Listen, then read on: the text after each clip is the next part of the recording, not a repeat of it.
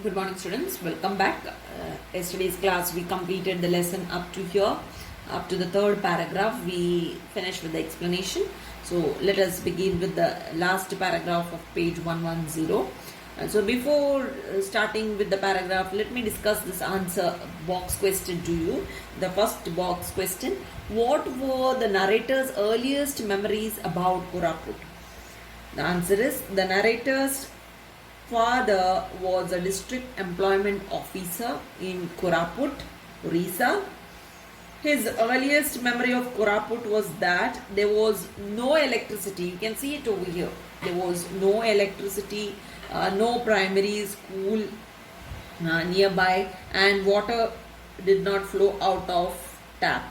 As a result, the narrator, instead of I did, you have to write the narrator did not go to school until the age of 8. He was, instead of I, you have to write he was homeschooled. So up here is the answer. Let us move to the last paragraph of the lesson. The last paragraph is about after reading the newspaper. So yesterday's class we had seen the life in Koraput. The narrator has discussed over here. Every morning they used to surround their mother, who used to be near the chula. She used to sit near the chula and prepare tea for them. They used to all surround their mother. So soon after drinking the tea, their father used to ask them to read the editorial page of the Stateman's Mufassil edition, isn't it? Which was normally delivered one day late, and these children were asked to read this editorial page loudly. Like that, the narrator is appreciating over here. So it was a ritual in the family. It was a ritual made by their father, wherein all the 5 children had to read the editorial page. And through this reading habit, or through this ritual, the narrator says that he too developed his speaking skill, English speaking skill. This is what he says over here. So he says that he studied in an Oriya medium school. Despite of studying in an Oriya medium school, he developed in his spoken English by reading the editorial page. So that's an important factor what he describes over here about his father's rituals, right? So the father, so like a ritual it was for them at that particular time. He felt it. It was like a custom wherein they had to read one by one, they had to read it. So after reading now let us proceed with the next part of the text. After reading the newspaper aloud, we were told to fold it neatly.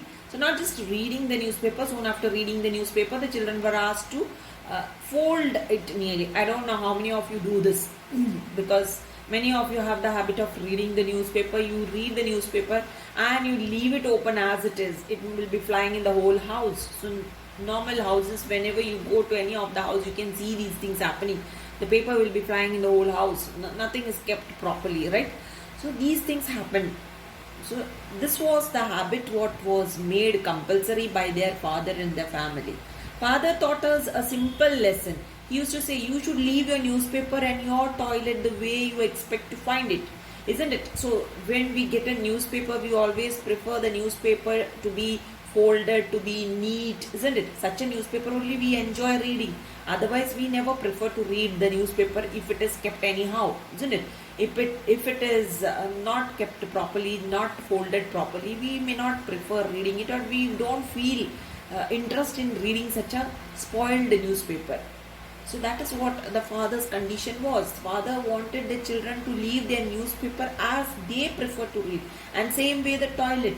Always we prefer to have the toilet very clean.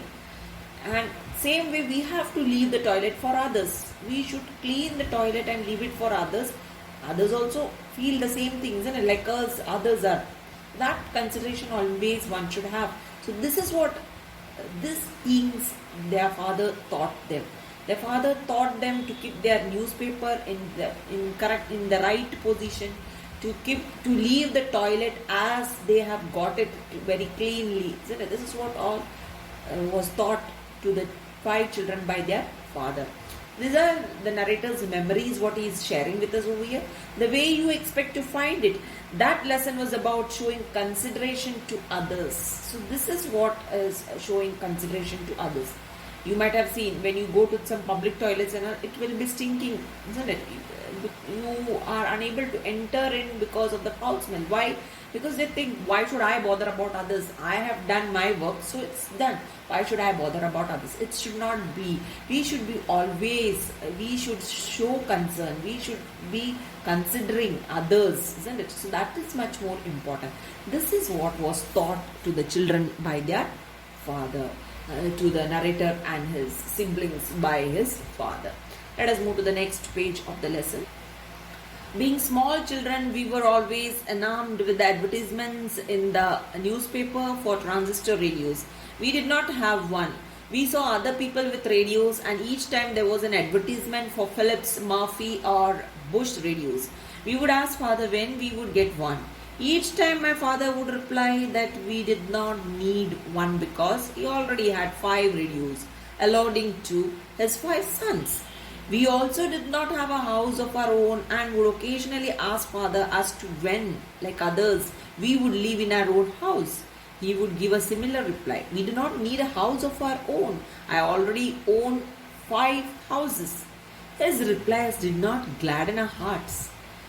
Nonetheless, we learned that it is important not to measure personal success and the sense of well-being through material possessions. So you can see over here, being small children. So being small children, the narrator and his siblings is speaking about, we were always enamored. What do you understand by enamored? They always had a liking. They always admire. Children are like that. When they see things in others' house, they prefer. They like something to have with them, isn't it? So they used to see these advertisements. What advertisement? Advertisements of transistor radios. Transistor radios, those radios which are portable radios. That is what is transistor radios means.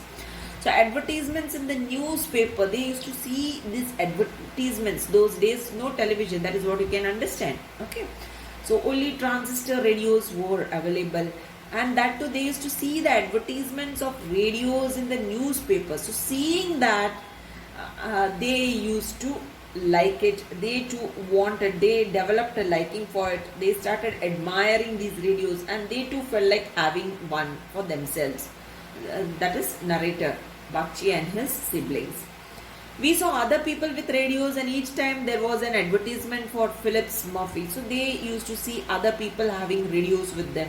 So they too felt like when others are having, we too should have radios. Okay, these are the different brands, okay, or the company names of radios. Philips, Murphy, Bush radios. Okay, the different names of radios.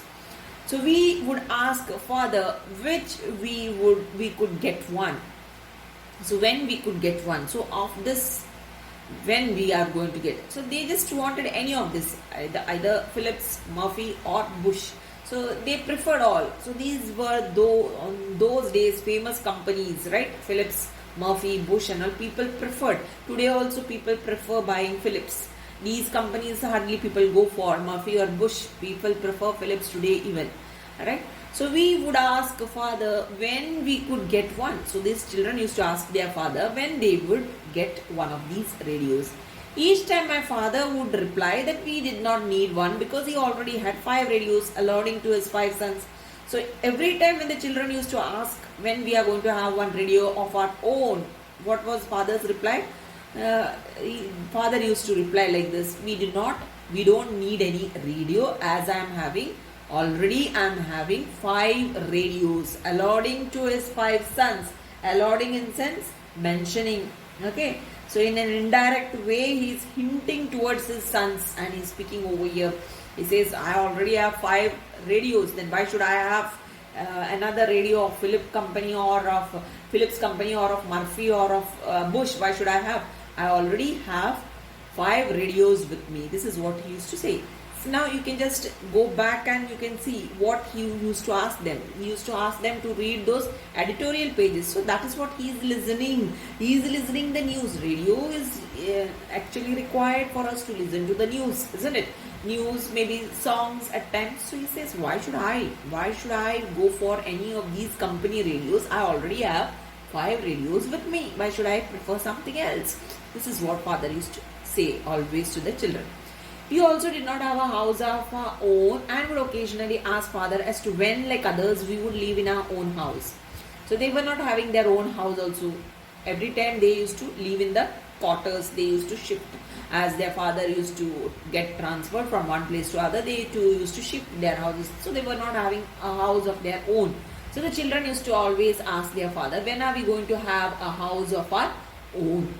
He would give a similar reply. To this also father used to give such a reply. He used to say what? We don't need a house because we already have 5 houses. That is what the father says. I already own 5 houses. So father used to say, I already have 5 houses. So these replies of their father did not gladden their hearts, did not make their hearts feel happy. These type of awkward replies did not make them feel happy. Nonetheless, we learned that it is important not to measure personal success and the sense of well-being through material possessions. So from these type of reply, the children also learned that it is important not to measure personal success, okay, and the sense of well-being through material possessions. So nothing to measure with the material possessions in the sense having radio, having big houses, or having other vehicles of your own. These are all material possessions, isn't it? So there is nothing, so it's not at all important to measure personal success to these material possessions, right? Personal success is something which you learn, which you develop from your good attitude, your values, what you get from others, isn't it?